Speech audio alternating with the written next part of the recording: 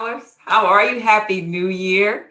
It's me, yes, Dr. Ackerball. So glad you all are here today.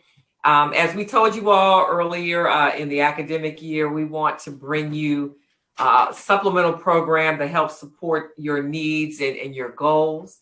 And aligned with the themes that were created for the summit, we're continuing this moving forward throughout the academic year. And today, we're specifically talking about savings and investing with Make Dollars Make Sense. So you signed up to be a part of this phenomenal webinar today, and we're looking forward to providing you with our speakers, providing you the information you need. There'll be time for Q&A. I know Ms. Kezia, she was able to, through our survey, collect many of your questions that she will be incorporating today. And so we know that this is going to be a powerful, powerful opportunity for you. So I welcome you. I hope everyone is well. I pray blessings over your families.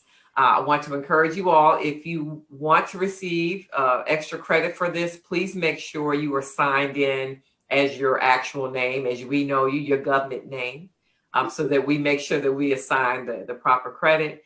And also, I would be remiss if I did not acknowledge my sorors of Delta Sigma Theta Sorority Incorporated. Happy Founders Day, sorors, for those of us in the room. And with that, I will turn it over to the professor, and so we can get this party started. All right. All right, thank you. Thank you, Sora, Shauna. As you all know, this is one of the best days of the year. Let me just kind of scoot up so y'all can see that Delta Sigma Theta Sorority Incorporated is celebrating yet another birthday. We have a couple of guests in the house. We have Courtney Richardson, the Ivy investor. She's an AKA. We love her still, and she's celebrating us today. She got the red lipstick, but she does have the AKA shield on. So I know we have some AKAs in our cohort. And we also have Rashad Bilal and Troy Millings from Earn Your Leisure. And they're joining us as well. And we're going to have a wonderful conversation. But y'all already know how our experiences start with the UNCF Coach Scholars Program. We asked the scholars to be in here at 4 o'clock, and I was so proud to look down there at 4:02 when we started letting people in, and we had over 70 people in the room. Y'all already know how I like to start off our summits in any chat that we have. With this program, we recognize that CP time is a made-up construct, right? That there is no such thing as colored people's time, because white people can be late, Black people can be late, Indonesian people can be late, Indian and Australian people can be late. So if being late is not a function of race, then what is being late a function of? Y'all already know. CP time is broke people's time, because broke people are the only people who show up late because they do not understand the non-replenishable asset, which is time. How you invest it, you get it back. And when we're at the summit, you know what I say, if somebody is wasting your time, what do you send them, scholars? What do you send them? You send them a bill because they owe you. Your time is too valuable for that. Yes, I see the comments coming in, a whole bill. So I want to thank you all for showing up on WP time, on wealthy people's time, not on BP time, broke people's time, and respecting our speakers and their contributions that we're sure they're going to make today. So with that being started, I'm going to kick it off with you, Courtney. So I was doing some research on your bio, and I saw that in undergrad, you majored in philosophy, but somehow along your professional journey, you ended up a stockbroker. Could you tell me a little bit about college Courtney and the financial decisions that you made? Ooh, child, the financial decisions that I made. Oh boy. So I'm thinking to myself, like, where do I get started? So I'm gonna date myself, because when I was on the yard, when I was in school, there were these credit card companies that would give you a shirt if you signed up for their card. Mm-hmm. I was 18. What job did I didn't have a job. And I had no business having a credit card, but yet and still I had a credit card with no job. So what do you think when you have a credit card with no job? You Spend. Yes, you spend. So that was my first little foray with credit and all those things in college. And I was like, that's crazy. Why would you give that to me? But look, I ran it up. So I spent that summer. I actually was an Enroad scholar. So I worked at Enroad. I was working at Fleet Credit Cards, which is now through multiple iterations, Bank of America. Started working there. And I ended up spending like half my money that I made over the summer on the same credit cards. And I was like, it, but again, it was a function of not really understanding like, hey, you're going to have to pay this back plus interest, plus some. And you're like, And once you understand that, you think about credit differently. But again, like I said, it was a free t-shirt and who likes to do laundry? Yeah. And the college kids love free stuff. And I know that there are some students right now listening. You're not on campus. They might have slid up in your DM, I don't know, with a free t-shirt. You done got a t-shirt they paid $5 for. Next thing you know, they getting interest off the $500 charge that you made on the card, right? Exactly. So thank you for sharing that. I'm going to come back and ask you about your best financial decision. But Rashad and Troy, tell me, please. Tell me about college, Rashad, and college, Troy. Like, what were some of the financial decisions you were making as a young person that you perhaps may have regretted? I think one of the first financial decisions I made was staying home because I knew that it was going to be too expensive for my parents to pay for me to go anywhere else. And so, just similar to what Connie said, man, the first day on campus, it was a $200. They were right in the cafeteria. I'll never forget. And it was like, yo, they got $200 credit cards if you sign up right now.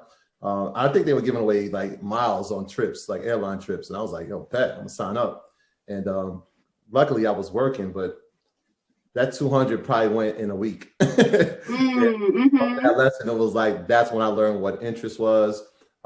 Because I was an authorized user on a card, but I never really thought about interest. It was just like, yo, I use it, I paid it. Until like I figured out what that 29%, in that fine print that nobody ever reads. Like, that 29.99%, I was like, wait, what? So that was a valuable lesson, man.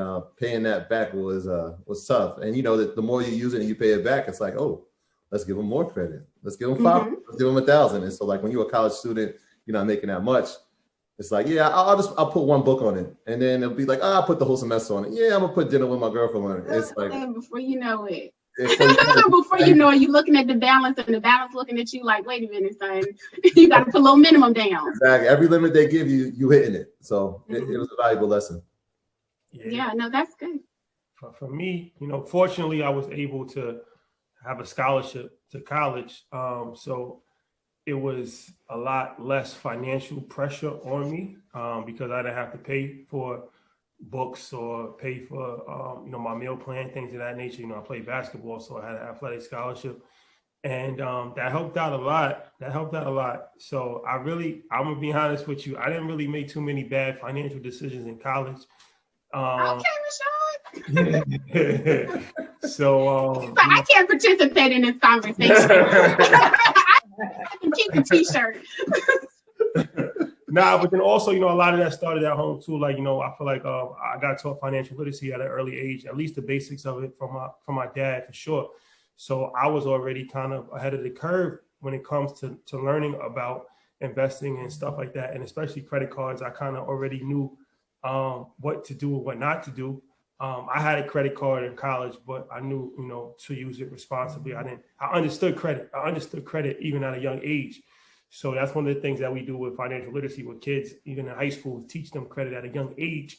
Mm-hmm. So, they don't have to, it's like, when you always hear, and I forget, we interviewed a public relations person in LA, and, every time in media or music, you always hear like, you got to get jerked on your first deal. Like, that's pretty common. Like if you're an artist, like your first deal is going to be a bad deal. But he was like, why is your first deal a bad deal? The first deal is a bad deal because you just don't have enough information or enough knowledge. If you have enough knowledge, then you shouldn't get jerked on your first deal. I feel like it's the same thing with like credit. People are like, you're going to make mistakes in college. Mm-hmm. You only make mistakes in college because you're not equipped with enough information. It's not like a passive rights where you have to make mistakes in college, like financially. If you have enough information, you can actually avoid a lot of those mistakes. So fortunately for me, based off of the scholarship and then just some basic level information, I was able to not hurt myself too bad. Not hurt yourself too bad. You didn't take the t-shirt. You only spent the $1 that you had. You walked past Courtney and Rashad in the quad and was just like, I'm Gucci. I'm good. So I hear you when you say, Troy, that there was fine print, right? Like you saw the 29% APR. Before we kick it back to Courtney, could you all tell me, like, what are a couple of tips that these college students should be thinking about before they even consider getting a credit card? You know, sir? Yeah. Well, for me personally, it's like, what kind of income do you have? That's the first thing, right? You should, if you don't have a plan to actually pay it back, even, a couple $100 is going to be something that you can't afford to pay back. So before I actually would take on any money, I think that's just a general rule of life. Don't borrow money from somebody if you don't have a plan to pay them back. Mm-hmm. Don't loan somebody money if you know that they can't pay you back. If you follow those rules, you'll avoid a lot of issues in life. So I feel like, as a young person, you got to understand that early. Like, all right, where's the money coming from to actually pay this? Yeah. A lot of stuff can be avoided right then and there. And then it's like, all right, outside of that, of course, you want to try to get the lowest interest rate possible. But that might be kind of difficult if it's your first credit card. So I always suggest for young people, the same thing, anybody really, use credit cards for something that you would already use it for. Keep the minimum balance and pay it off at the end of every month if you can. So like if you know you got to get gas in your car every single month and it's like $150, $200 for gas, then I use the credit card for that, but just make sure you pay it off because, one of the things that helps your credit score is utilization. So, they always say like keep it under 30%, but really you want to try to keep it under 10%. If you keep it under 10%, then you'll really be in the 700, 800 club. So what that means is if you have, available credit to you of $1,000, 30% of that obviously is $300. But if you keep it under $100, then that's when you're really doing yourself a tremendous service, not a disservice. So that's a rule of thumb, like I said, for anybody at any walk of life. But if you can manage your credit cards, keep them under 10%, try to pay off as much as you possibly can at the end of the month, not overextend yourself, not put yourself in a position where you put too much on credit. Only use credit for stuff that you actually need. That doesn't mean like, go to the mall and you don't need that. Yeah. You don't need to go on Miami. You don't need no Ivy Park. That's what I did. No Jordan. Yeah. Okay. All right. Awesome. We gotta learn what the difference between necessities and wants are too. It's like that's what I was on. You need food, but you don't need to go to a 5-star restaurant. That's not necessary. Yes. Yeah. Shop the discount out, not Roof Chris. Is that what you're saying? Not the Roof Chris steak. Get the bologna sandwich. No, college, we eating Wendy's and McDonald's, man. So, and that's very key what Shadi was saying. It was like, there's a difference between needs and wants. And so if you have the discipline to understand the difference between the two, you're going to be so far ahead, right? Like you said, when you spend on gas because you need to travel, when you spend it on food because you need to eat, that's great. When you spend it on a pair of Jordans because they just dropped, it's like, there's no value in that, right? You're just running it up because you think you need to.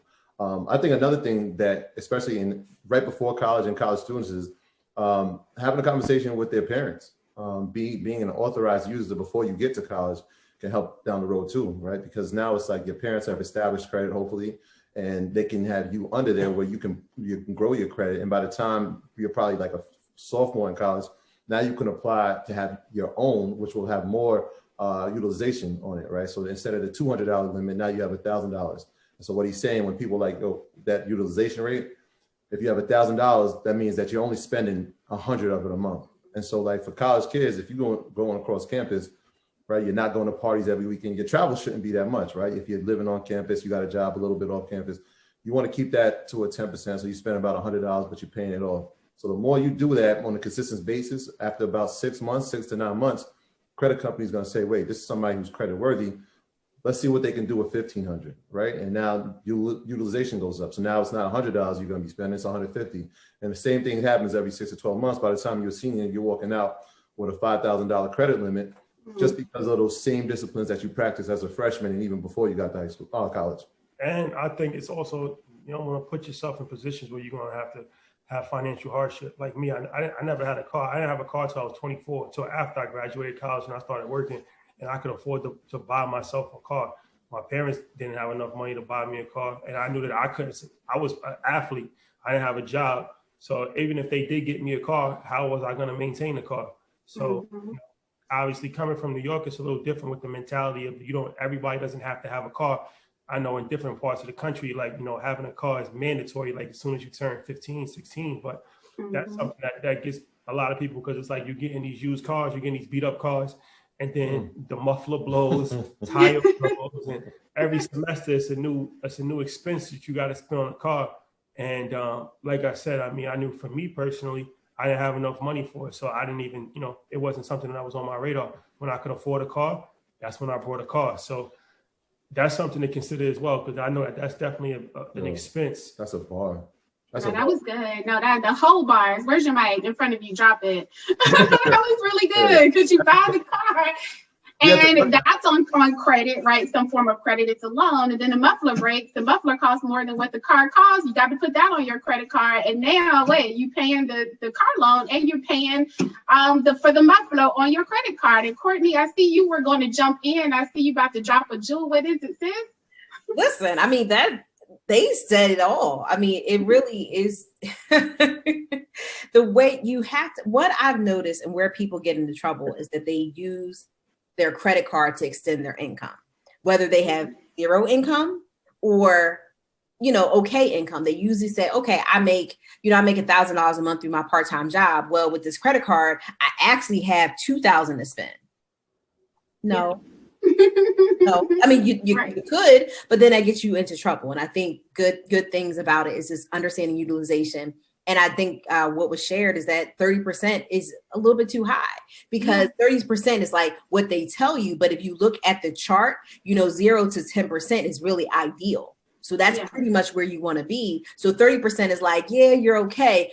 Over 30% is where you're going to start to get dinged for it. But where you really want to be is between that 0 to 10% of utilization. Right.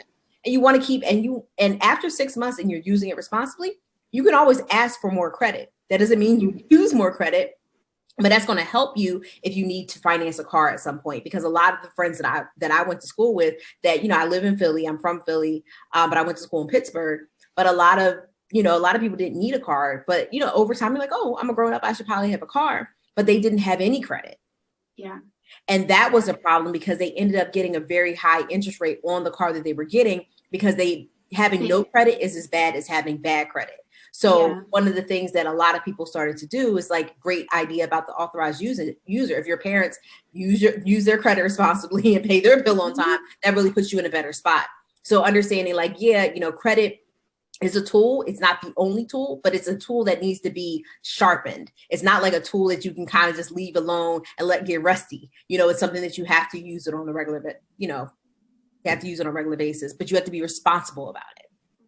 No, that's really good. And I think the takeaway, students, is the utilization rate. Utilization, long word to be what you're using. So, like, are you charging 30% of the 100% balance that you have on the car? And if it's 30% of that total number, it's too much. You need to be before 0 to 10%. And just like a muscle, you have to use it, but only use it from money that you have. MIP, we have talked about that in a previous summit. Money in pocket. If the money is not in your pocket, guess what you can't do? Spend it.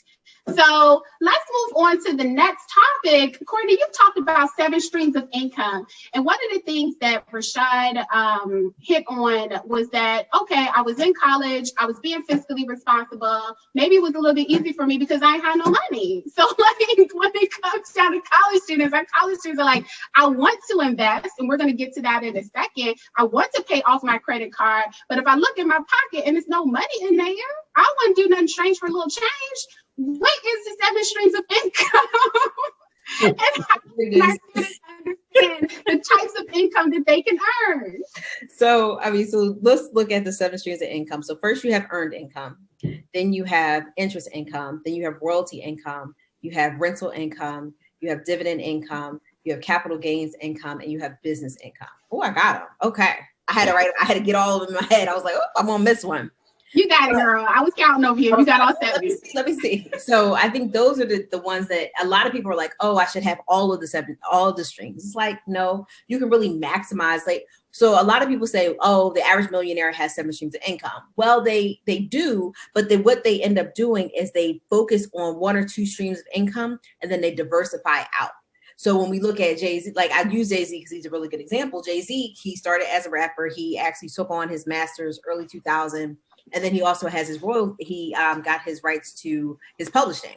But at the end of the day, like his first thing was he was a hip hop artist, and then he moved on from there, and he was able to expand his portfolio from there. So the thing that I focus on is that let's get 1 stream together in terms of what you can do as a college student. And one of the things that I wish I did is that every so often I would get a bucket of money. Just for whatever reason. Don't ask me where I would get it from, y'all. But I would get some money. And one of the things that I really wish I did is I would keep 80 for whatever I was using it for, but save 20%.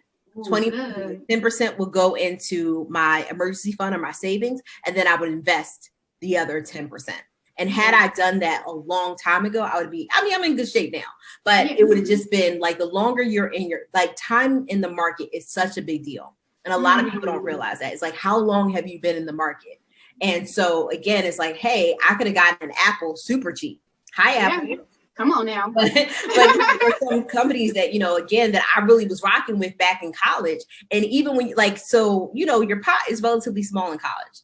And so, there's certain things that I always did. Like I always went to get Sunoco gas. I always wore Nikes. I very rarely wore any other shoe ever.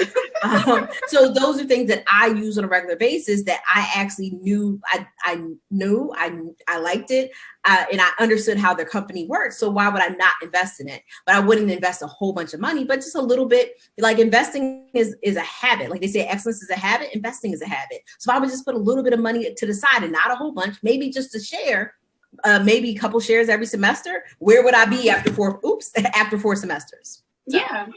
Yeah, no, that's really good. The 80-20 rule where you're saying 20 you save is what you did, 20 you save and 80% you spend. Now, eventually I'm going to ask you this question, the bucket's of money, child. Tell me where the bucket at, okay?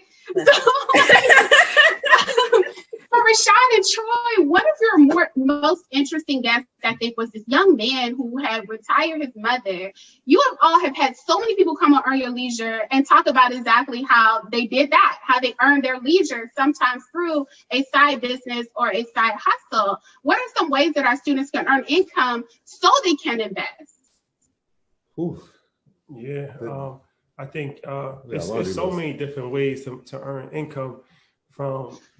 Starting a clothing brand, that's a very low cost. That's what you're referring to. Spurgo, shout out to him, 14-year-old, who's probably a millionaire by now. 15, yeah. And he started with, I think, 3 T-shirts, and now he has a physical store in Philly. He's moving thousands of items every single month in merch. So merch is something that is very popular. Everybody, wants to start selling T-shirts, things of that nature. It's not as easy as it seems, but it's a very low cost startup that you can start.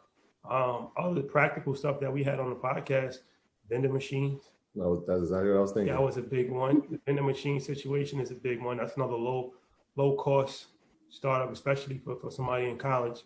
There's vending machines on college campuses. Mm-hmm. So that's a big one. Mobile home investing. We talk about real estate investing. A lot of times, obviously, you might not have enough money to buy a home or a commercial building if you don't, you're in college. But that mobile home episode was really intriguing because that's another form of investing in real estate that has a lot lower cost than traditional real estate. Media, of course, as far as like what we do with, starting a podcast and then that just going in like 20 other different directions. That's another low startup situation where we, online business, we're enthusiasts about online business, very low cost, low startup. You can scale very quickly, a lot of money in the online space. That's a few that come from my head. Yeah. That's powerful because like you said, they're low cost, low entry. And one of the things that we took into heart was like, we don't want to have any overhead when we start a business. So overhead is the money it's going to cost you to actually do it. And so a lot of these things, the vending machine could be $400, $500 to up to $2,000. And somebody may say like, I'm a college student, when we get that? But I guarantee if you get 4 or 5 of your friends to put something together, y'all can come up with it. You know what I'm saying? We've seen people do that where they bought real estate. They came together to buy real estate. A lot of times we tend not to work together when that's probably the best solution, right? So if we just all combine and say, look, we got $200, let's 5 of us, let's get a $1,000 vending machine, right? We put that on campus because we know everybody on campus, when they can't get to the cafeteria anymore and they low on food, they're gonna hit the vending machine. Even as educators, like when we know that there's not much time between classes, we go into the vending machines. And so the vending machine, we kind of use it and not really realize that it's a gold mine, right? We get 2 or 3 of those things. They could be doing $100, maybe $200 a week, right? And after the first month, you already made the investment back. And now you just put off those vending machines for the rest of your time on campus. And from there, you grow it to another campus, right? Like, yo, my boy goes to another school. Let's see if we can get one there. Or I got a laundromat that I know everybody on campus goes to. Let's put one in there. And I like what Coney was saying too, like she invested the money too. And a lot of times people try to figure out where they're going to invest. A lot of times it's right in front of you, right? She said she only wears Nike. Let's invest in that. When I go to college, I know I got to buy all my electronics from Best Buy. That's why it's a publicly traded company.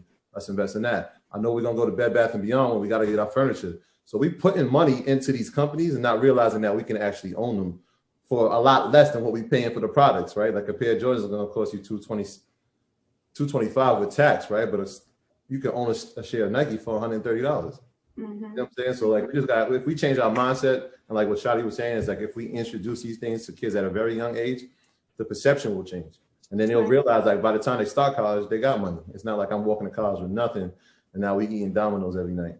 Right, and then leaving with nothing, right? Leaving with a college tuition that feels a lot like a mortgage. So that was really good. I heard merch. I know you all have been doing great with the assets over liabilities. Vending machine, you all. Where do you get a vending machine? eBay. There's a lot of used vending machines on eBay that you get for a few $100s. Going to Costco, Walmart, buying snacks for cheap, and then putting them in that vending machine and raising the price on that, right? That's how you get your profit. So Troy walked through the steps that you needed to accomplish in order to, again, keep your overhead costs really low, buy used machines, buy cheap snacks, sell them for a higher price, take that profit and invest. And this is a good way to segue into our next conversation, investing. Our students have had so many questions about what it means to be a new investor. In order to get started though, right, you need a brokerage account.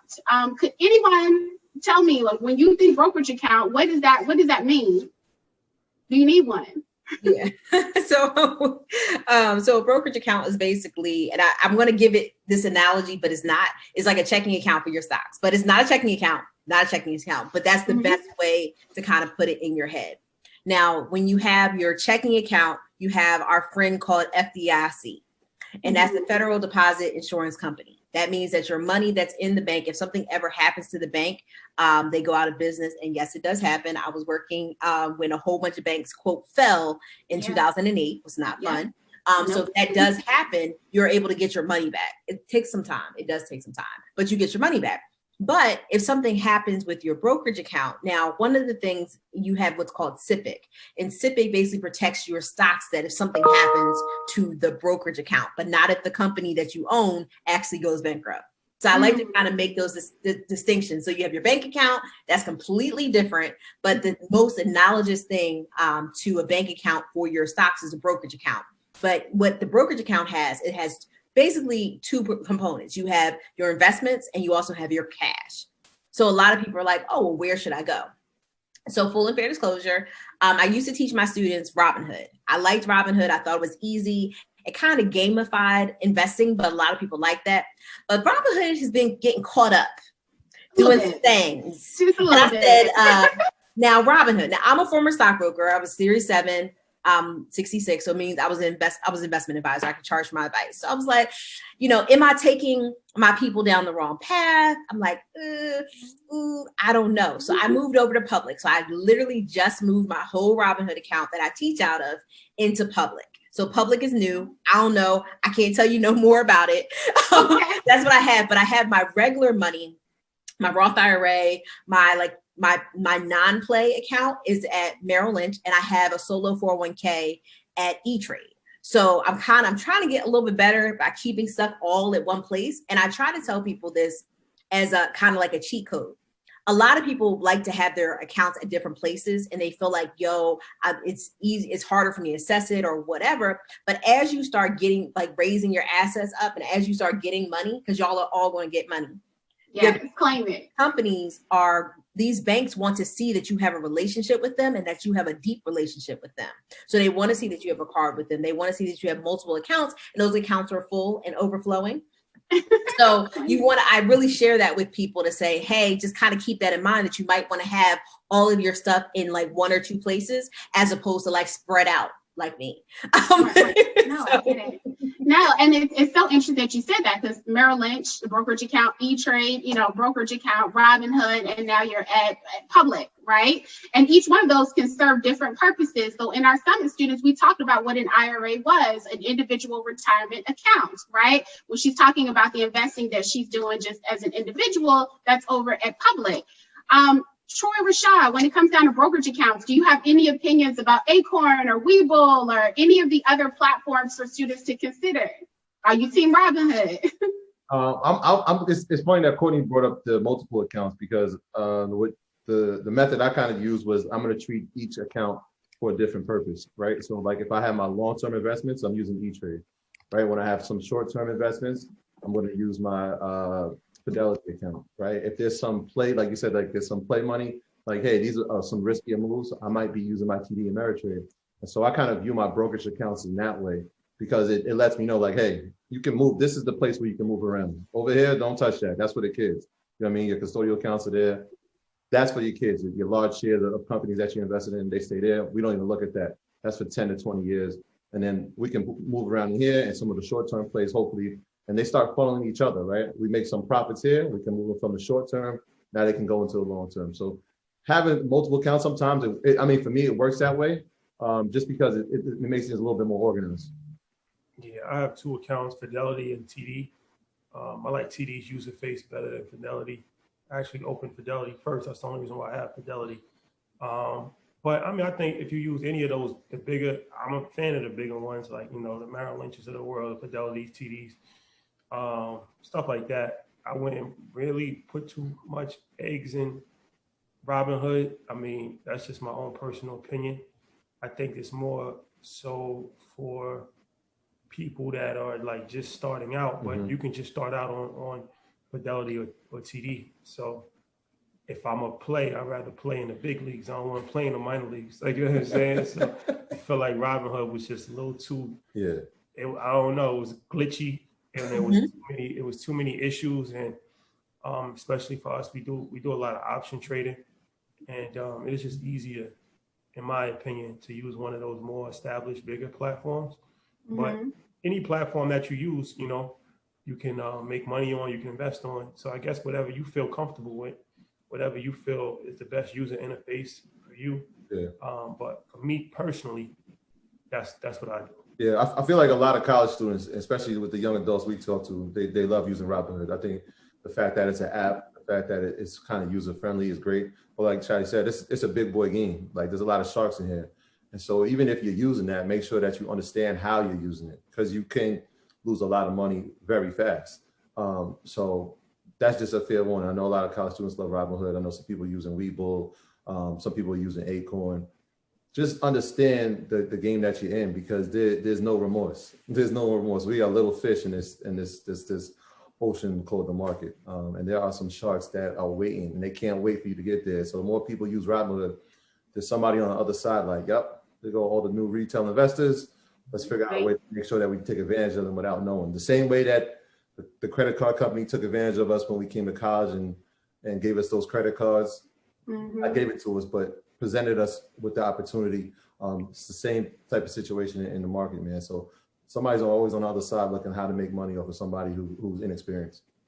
Yeah, no, that's really good. And when you hear retail investors, the opposite of that is institutional investors, There's been a lot of debate happening on the news about retail investors making risky investments, usually through Robinhood, spending money that they don't have, or money that they can't afford to lose. And because of the Robinhood might go down, or because there might be a security breach, or because they make it really easy for you to invest, even if you're not informed, a lot of people have lost money. So, do exactly what all of our panelists have said. Do your research. Know why you're choosing that platform. If you're going to step up in the big leagues, don't nobody step up in the big leagues without practicing first. So practicing for you looks like getting up on the court of Google and YouTube and the information economy and figuring out why you're choosing that particular team so they don't bitch you, okay?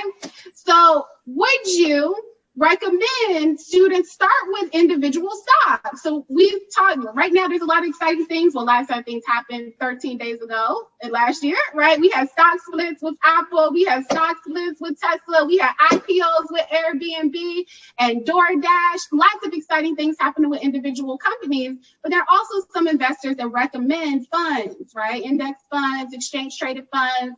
What's your perspective about that? So my perspective, I like 80-20. I like 80 in index funds or ETFs, actually. So I prefer ETFs over mutual funds. That's just me. I think they're cheaper. I think it gets you a little bit more understanding the stock market because they are traded on the stock exchange. And then the 20% is kind of like, hey, these are companies that I'm interested in. So the bulk of your money is in something that's a little bit more stable. And and this is the start.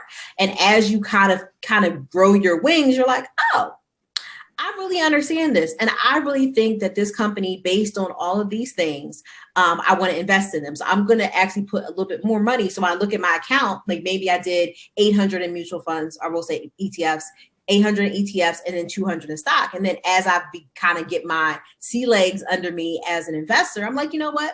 I'm going to be like more 50-50. I may be 50, whatever the case may be, as I get more and into it as an investor. Because one of the things, like I said, time waits for no one in the market. So I'd rather you be invested and then kind of find your way than I would like you to kind of just say, I don't understand it. I don't know how to pick a stock. I'm just not going to do anything. You have the S&P 500, you have the Russell 1000, you have the Russell 2000, you have the Dow Jones Industrial Average, which everybody follows. You have so many options available to you in the exchange traded fund space that you may want to start there. And then kind of as you become a little bit known you understand more as an investor, and you're also paying attention, and you're like, okay, I want to invest in that company, because I feel like you don't see a company, or you don't feel comfortable enough with a company that you do nothing. And that's not what I want. So get into the market through a fund, which is a group of stocks that are focused around an index. We have our common index, the S&P 500 and the Dow Jones are the most common.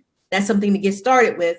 And then as you become a little bit more seasoned as an investor, you have the opportunity I would definitely tell you to get into individual shares. Individuals. And I just want to double down on that, because a lot of this terminology might be new to students. So ETF, exchange traded fund, that is a basket of stocks, right? Individual stocks that are in one fund. But you also mentioned S&P 500, Dow Jones Industrial Average, the Russell 1000, 2000. What is that? That might be Greek to our students. Like, what does that mean when you say that? So the S&P 500 is a Standard & Poor's 500. It's the top 500 companies that are traded on the stock market. So when you're looking at an S&P 500 index, you're getting like a basket or a piece of, you're not getting all of the stocks, but you're getting a piece of the fund. So you're basically having the opportunity to mimic what the S&P 500 is doing in the market. The Dow Jones Industrial Average, whenever you hear them talking about the market did this today, the market did that today on the news, they're usually talking about the Dow Jones. And interesting enough, the Dow Jones Industrial Average only has 30 companies in it. So we went from the S&P that has 500 to the Dow Jones Industrial Average, which has 30. So you have Apple, you have Walgreens, you have American Express, you have Caterpillar, McDonald's, I believe Coca-Cola, I believe Disney, Microsoft. I think those are the ones that I can think of offhand. But the Dow Jones Industrial Average is supposed to be a kind of like a snapshot of the U.S. economy. So that's why everybody pays attention to it. It was created in, I believe, 1890 something, the 1890s. I would say 1898, but I may be telling you stories, so I'm not going to tell you that. But it's somewhere in the 1890s that it was created by, I think, Charles Dow and somebody else, to kind of look at, and it was actually just looking at like like industrials. It really was like industrials. That's what it stands for. It's DJA, Dow Jones Industrial Average. Now it's not industrials at all, but it pretty much has a lot of, we're looking at it as aspects of the economy. So those are the two things that a lot of people look at when we're thinking about it. And a lot of people get upset when they're looking at their 401k or whatever retirement account they have. Like, well, the market was up today, but my account wasn't. Well, you may not be invested in the S&P 500 or the Dow Jones to have that performance reflected. So I hope that cleared it up a little bit. No, it did. Thank you. And that's SPY, guys, or S&P 500. Sorry, I'm thinking of ETFs. S&P 500, Dow Jones Industrial Average. Look for those indexes. That's what they call indexes.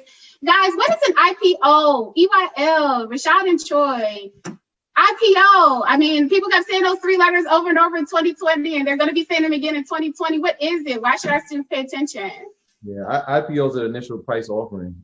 So when a company initial public offering. So when a company has raised enough money and then decide to open up shares for the public to buy in, they have what's called an IPO. And so we saw a record number of those last year. I think 422 companies, probably the most popular ones we saw at the end of the year with DoorDash, Airbnb. And from the looks of it, man, you would think in a pandemic that would slow down, but the looks of it from 2021, it doesn't. It looks like we're going to hit another record. I just want to. Can I go back for 2 seconds? Yes. On the ETF situation? Yes. Yeah. Definitely. And I'm going to give total credit to our brother Ian Dunlap when he was talking about ETFs. He broke it down in such a plain way that it made it easy for me to understand. So when we talked to youth, we explained it to them the same way. If you think of it in terms of athletes, right? Let's talk about like singular positions like LeBron James. If you could have LeBron James as a stock, would you buy LeBron James or would you buy the Western Conference All-Stars? And so most people are like, I'll buy LeBron James, but they forget that LeBron James is also a Western Conference All-Star, right? And so when he plays on the Western Conference All-Stars, he might not average 27, he might get 15, right? But if he gets 15, that means maybe Anthony Davis gets 15, that means Luka gets 15, that means Steph Curry gets 15, and that ETF moves, right? LeBron by himself, if he has a bad night, let's say he has a terrible night, he can't score a basket, right? He might score 10 points. That stock individually is going to fall, whereas the Western Conference All-Star team has so much power in it that even if he has a bad night, they're able to carry him. And so if you think of Apple as LeBron, right, one of probably the wealthiest company in the world, Apple by itself is great. Apple, in the midst of other technology companies that are strong, gives you protection from any type of volatility. Volatility meaning whether the stock will go up or go down. And so when we think of it like that in terms of sports, it gives you a better picture of like what ETFs are. That's a great one. Oh, that was really good. I'm thinking about like the Bulls in the 90s, Dennis Rodman, Tony Kukoc, Scottie Pippen, Michael Jordan, like that was my S&P 500. So like, no, I get it. Like you're putting all the best players in this conference team and they're all playing and they're bringing like their talents all there. I think that's amazing. Are there any ETFs that students should consider now? Any favorites for you all? Yeah, QQQ is a real standout ETF. I think it has like Facebook, Apple, Amazon, Microsoft, Google. So a who's who, and as far as who's moving the not only technology space, but just the global economy as well. I think it's averaged like 20% a year for the last 10 years. So that's definitely you never want to say anything's a safe play because anything can happen. But if you just starting out, something like that, I mean, if those companies fall apart, then we're in trouble. Yeah, yeah, I think QQQ is definitely a solid one. I think any of the spider funds are great. So I was just talking about technology. XLK is one of those ETFs. XLY, which is consumer discretionary. And I know a lot of kids hear the word Tesla all day, every day. And so the ARK fund, ARKK is great, ARKW. And so this is like part of homework. And I would give a site if anybody's interested in looking up ETFs, etfdb.com. It's a great site if you want to find out what ETFs are, what companies are inside of them, and how they perform. It's a great place to start. All right. Okay, so I want to know when we're talking about splitting. So I know there was about 4 questions that students submitted prior where they had questions about stock splits. You know, on the internet, people were like, "Oh yes, the stock is going on sale. It's cheaper now, right?" But we know better. I want a stock split. What does that mean? You want the easiest definition? Please. All right. So this is, if I had a $5 bill and I have 5 singles, do I have the same amount of money? Yes. I still have $5. So I have $5. That's what a split is, right? So you could have the $5 bill, or you could have 5 singles. Now, when a company like Tesla splits, right? If it's at $500, you're less likely to buy, right? Because it feels like it's so much more. When it's $100, if I split 5 to 1, you're more likely to buy at the 100 because it's like, yo, that's something I can afford. And so when you see companies do things like that, more revenue is going to get generated. The stock price is going to go up.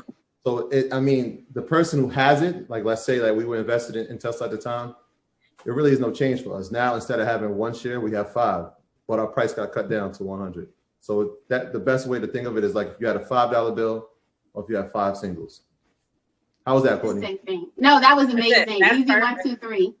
That's easy. And I think a lot of people, and also they get excited about the dividend, but if you were getting a dividend on 1 share of, we'll say $1, and now it's split into 5, your dividend is going to go down too. So a lot of people are like, I'm still going to get the same dividend. No, player, you're not. And that's okay. But again, we just have to kind of remember that because a lot of people don't think of it that way. So I think it's important. Yeah, that's good. Courtney, you did a couple of investing sessions about the beauty industry. And one of our students, Alexandra, said, what area in stocks is the beauty industry located? She loves Sephora, Ulta, and L'Oreal. So Sephora is owned by Louis Vuitton Moet Hennessy. That's who owns them. Ulta is their own standalone company, and L'Oreal is also, Louis Vuitton Moet Hennessy and L'Oreal are actually Parisian companies. So they're actually traded. They're ADRs, which are American Depository Receipts. So they're not physically traded here in the United States. They're traded overseas, and they can be purchased over here.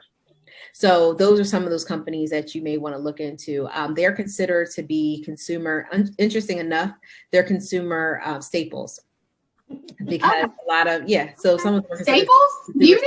Can you talk to them about consumer staples so that they understand what that means? Staples are like, and some of them are listed as discretionary, some of them are listed as staples. It just depends on everything that's in that particular company. But interesting enough, so a consumer staple is like toilet paper. It's something that you use on a regular basis. Consumer discretionary is something that you use when you have more money available to you. So you're like, hey, I got a raise. What do people usually do? They go out and buy something nice. That's what discretionary is. However, beauty sits in a really interesting space because a lot of people, and we'll say hygiene, beauty, we'll put them all together. They will change their habits in other places before they change their beauty habits or their hygiene habits.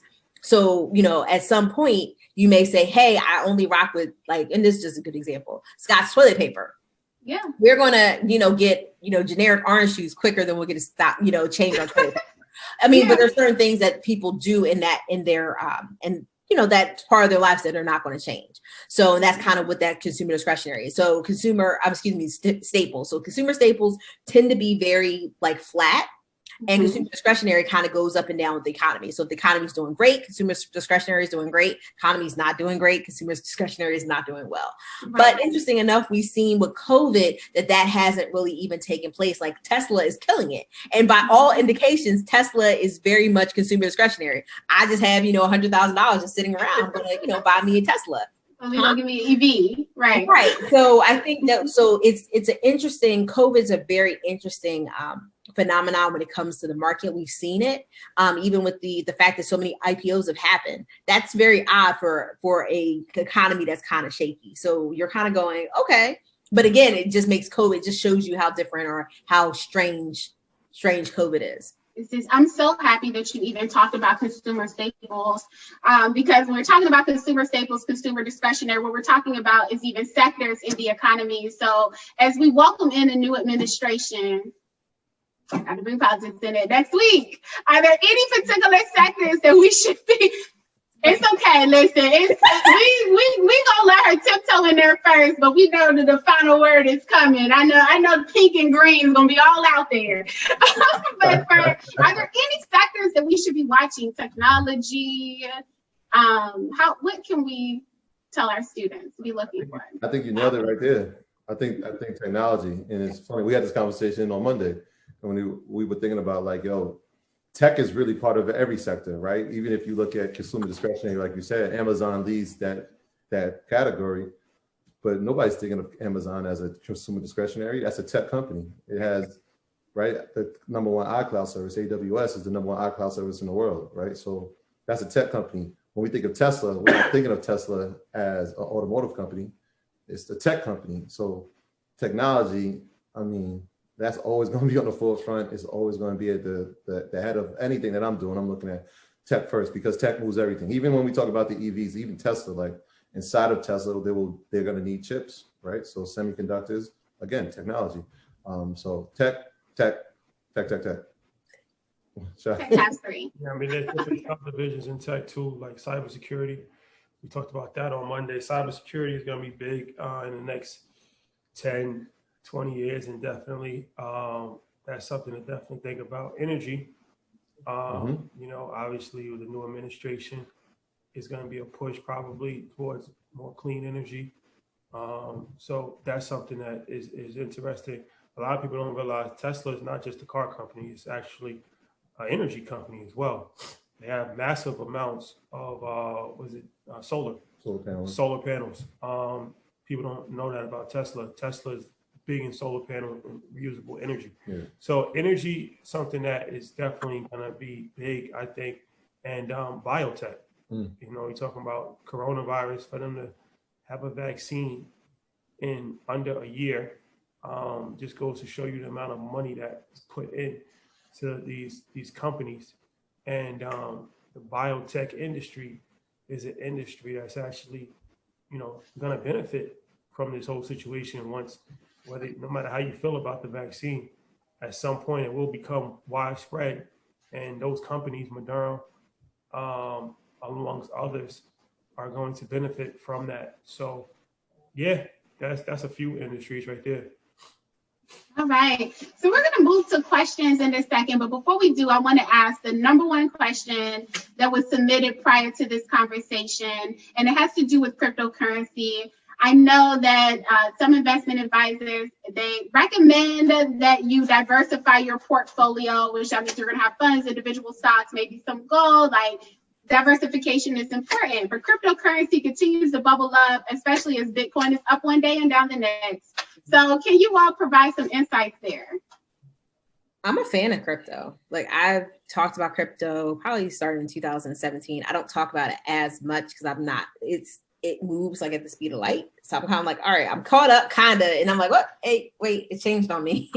But I am a fan of crypto. I think, you know, and I'm really sad because I think what happened in 2017 is like got really excited. Everybody was very excited about crypto. And then people were like, oh, you know, we don't know. It's kind of like tulips in a bubble and all those other things. Now, crypto, here's the thing that I thought was really interesting is that whenever I see a major company coming out talking against something, 9 times out of 10, you'll see them a couple of years later, you'll see an article saying, hey, this company got into it. And so I saw that with JP Morgan. So there was an article in 2017 with JP Morgan. A couple of them had like commentary about crypto, like crypto isn't, you know, an asset class. It's not this, it's not that. And then next thing I know, this year, they're like, yeah, so was JP Morgan in crypto. I'm like, wow, well, hold on, you know, and you see that a lot. Now, that doesn't say that you run after everything that people come out against. That's not, but I think it's, the way that crypto can be used is actually removing a lot of players from the marketplace because of the way the technology works. I think that that's something, especially with COVID, that, you know, it was removing people out of a transaction. So you have, when you have places or situations like with COVID that you actually can't have people in the same room, this is where that space is really going to help. And then you have the authentication process of, you know, I know where this came from. I can authenticate it across the line in terms of blockchain. It really is a game changer. Now, Don't ask me what crypto to jump in because I don't know. I had some Bitcoin and I had some Ethereum, and that's it. That's all I got. So I mean, I don't know if the guys. And those are types of cryptocurrency, right? So sometimes people say, okay, Bitcoin is cryptocurrency, or Bitcoin, they use Bitcoin and cryptocurrency synonymously, but it's a type of coin. Rashad and Troy, do you have any perspectives on that? What is it? Is it something our students should be thinking about? Yeah, crypto is definitely interesting. Bitcoin is the most dominant of all crypto, just like thousands of crypto, but Bitcoin is the most dominant, makes up like 70% of the whole crypto space. And I mean, the word is a little deceiving, because it's not really being used as currency right now. It's more so being used as digital gold, like a store of value. To me, that's a better analogy as opposed to currency, because especially for Bitcoin, it fluctuates so much. You can't use currency. Currency has to be stable in order for you to use it. Like, you can't be worth 40,000 one day and 30,000 the next day and be used as currency. So that part, I think they still have to actually figure out how that's going to play into actually using it as currency. But the digital gold store of value part, I think, is appealing to people, and it's synonymous with gold. And that's how I actually view it. I think Bitcoin is very resilient. It's going to be here for a while. I don't think it's going anywhere. And the price will only increase over the course of time. And not to say that it's going to have a straight ride up, because it's very volatile. So it goes up and it goes down. So you have to have a strong stomach if you're invested in crypto, because, it's very violent with the swings that it takes. But if you are invested, of course, you should do your homework and understand what you're invested in. Investing in an American app. Coinbase is an easy app. That's probably the biggest one. A lot of these other ones, you come into issues. People might steal your coins. You might get locked out. They might ban Americans.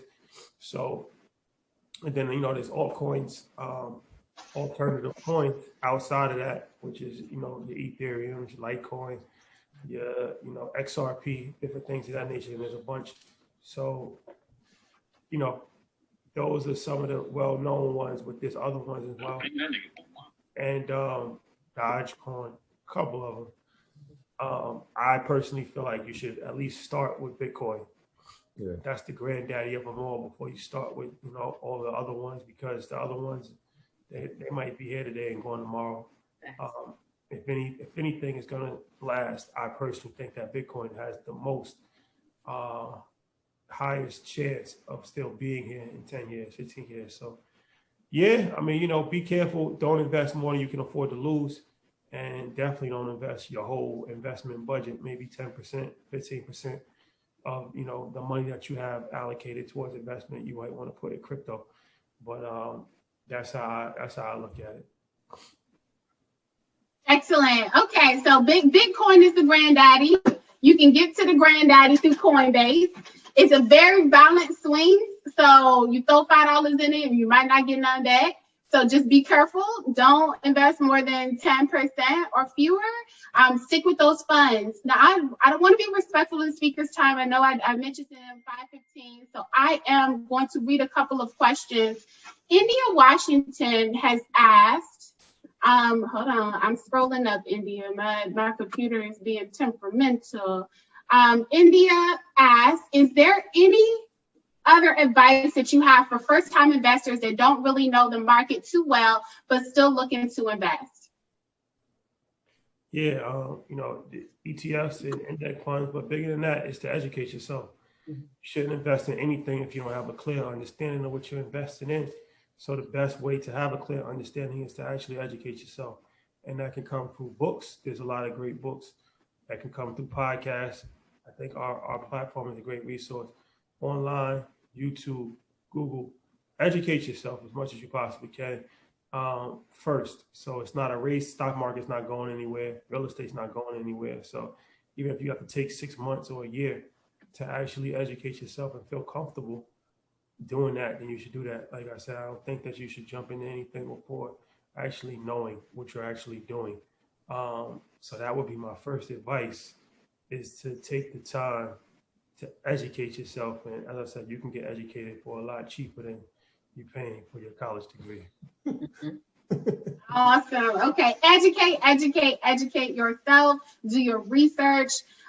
Courtney and EYL both have resources on their page. Follow them at the Ivy Investor at Earn Your Leisure. Earn Your Leisure has a plethora of YouTube videos. So does Courtney. Get educated. Google. Type in keywords. Kelly Reynolds asks, what about the secure credit cards? Should you start there?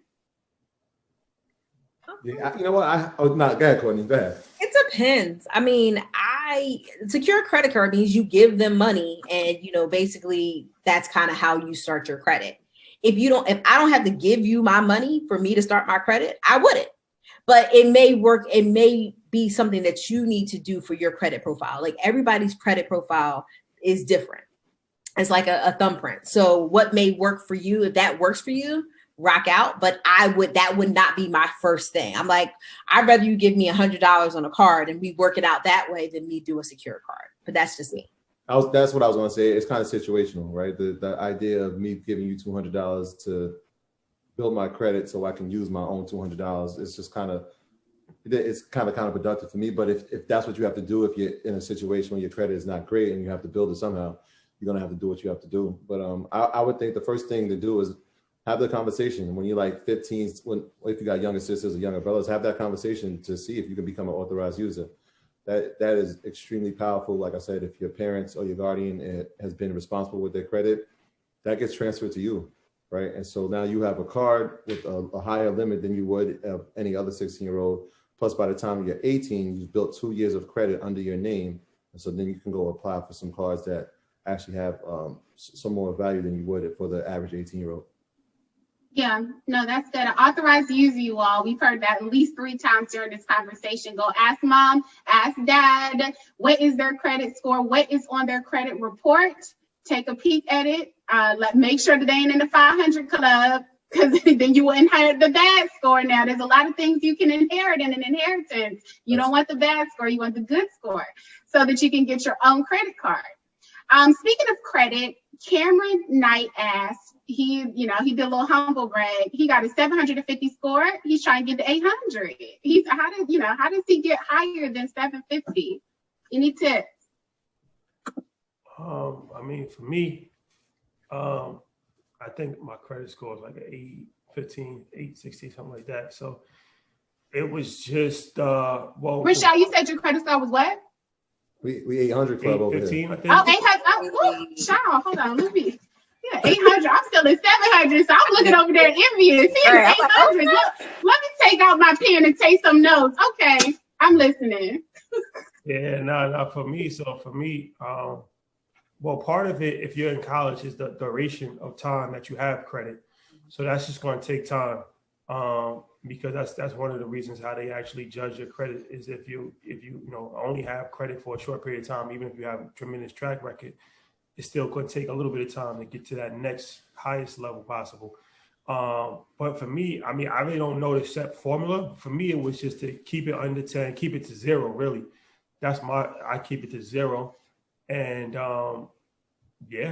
that's it. Yeah. I mean, it's just duration of time. I have credit cards, I pay them off, I use it. And that's what's worked for me. So, I mean, you already got a great credit score right now, 750. Yeah. So I would assume that you're already doing everything right. I would just continue to do that. Just keep paying off your bills, wait for the, duration time to really, mature.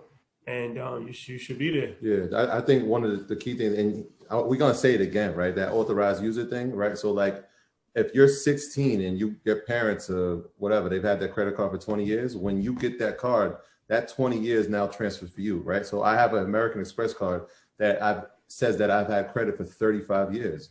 I'm 38. There's no way I had a credit card at 3, but my parents put me on. So now that credit shows that I have 35 years of credit worthiness, right? Another way is to ask for increasing your limit.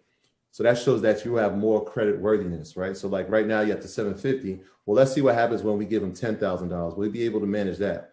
Another thing is opening up more cards, right? So if you got a MasterCard with Chase, let's see if you can go to another bank and get another card. So now that shows again there's more credit worthiness. He's able to manage 2 to 3 cards and still pay them at the premium, right? So you're keeping it under 10. So the more you show that you're credit worthy, and it could be department card stores too, Macy's, Best Buy. No, I got a Best Buy card. Like the more you add to your credit and you show that you don't have to utilize it to a 30 or 40%, the higher the score is going to go.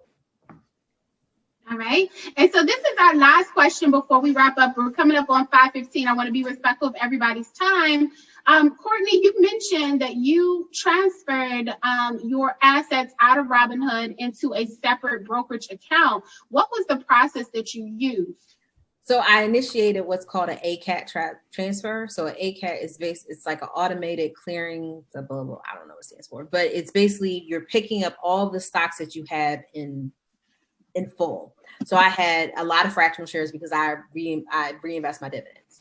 So they're saying you can't take your fractional shares, but you can take your full share. So I filled out a form and they said, well, we're going to move your account over. So just think of it like as I'm trying to think, because if you haven't done a rollover, it's just like a rollover. But if you haven't done one, there's not something to imagine it from. But it's basically like you just took your money from one bank to another. But it's done automatically, and they're not liquidating any of your full shares. So if I have 5 shares of Apple, 5 shares of Tesla, but I have 5.3 shares of Apple or 5.3 shares of Tesla, my 5 shares of Tesla is going to go to my new account, but my 0.3 is going to be going in cash. My 0.3 of Apple is going to go in cash. Well, Tesla doesn't have dividends, but you got the point. So it's just taking all of my full shares and moving it over. I don't have to liquidate. A lot of people think, oh, if I'm trying to get a new account, I have to liquidate what I have in that other account and move it over in cash. You don't have to do so, but it can get liquidate meaning cash out, right? Like you have to sell it. Thank you. So I basically cash out, but you don't have to. But just know that it is kind of pricey to do so. So I think it was $75 for that to happen, I think. But Public actually paid for it. They said, oh, we're going to cover your fees. So kind of like if you've ever gone between cell phone companies, they're like, oh, you're still on your contract with Sprint? No problem. What we're going to do is we're going to buy you out of that contract. Yeah. So kind of same idea. Got it. Yep. ACAT check the chat message ACATS. Also watch for transfer fees. So for some of these brokerage accounts, they will charge you before they initiate the transfer. And if you do not have that balance in your account, then guess what? It's staying right there. You ain't going nowhere if you can't pay for it, honey. Cost you money. So let's go ahead and close out. Any parting words, Courtney? How can we stay in touch with you? Anything to motivate our students? You can definitely hit me up on Instagram. I'm the Ivy Investor on Instagram, Ivy Investor on all platforms. I really don't tweet that much, so don't expect me to be on Twitter, but definitely on all platforms. But in terms of, first of all, you guys have made the first step. I think, getting in the rooms where you're having these conversations, where this information is being shared with you is really the first step. So you're already kind of like way ahead of the game, and just continue to build. You can get rich slow. A lot of people kind of think like, oh, I'm an overnight millionaire, I'm an overnight success, but a lot of overnight successes took them 10 years. And so be okay with the process. It's all a process, and be okay with it. So. Thank you, Courtney. Thank you so much for joining us. You've been amazing. Red lip popping. I love it. Shout out to the actors. All right, EYL. How can we stay in touch with you? Any parting words? Yeah, thank you for having us again. Earn Your Leisure across all social media platforms, Instagram, Twitter, Facebook, everything. And Earn Your Leisure is our YouTube channel. And also we have a podcast called Earn Your Leisure. And we have a stock podcast called Market Monday. So yeah, those are all of the outlets that you can actually, stay in touch with everything that we have going on. EarnYourLeisure.com is our website. So yeah, it's easy. Just earn your leisure across everything. Yeah, and I want to reiterate what Courtney was saying. You have taken the first step, and I want to commend all of y'all that are in school right now, because I couldn't imagine being a college student in the midst of this type of pandemic. But the way that the student body across the country, especially here in New York, has responded to it, man, is commendable. So salute to y'all. Keep going, keep pushing, and invest in yourself and invest in your education outside of school, right? The real learning happens when you leave the classroom. So make sure that y'all keep investing in yourselves and educating yourselves outside of what you've majored in. How's that? That's good, y'all. I mean, the mics are mounted, so I'm just gonna drop my butt. Probably, y'all. That's the microphone. But thank you all for joining us. And until next time, bye, everybody. Bye, scholars.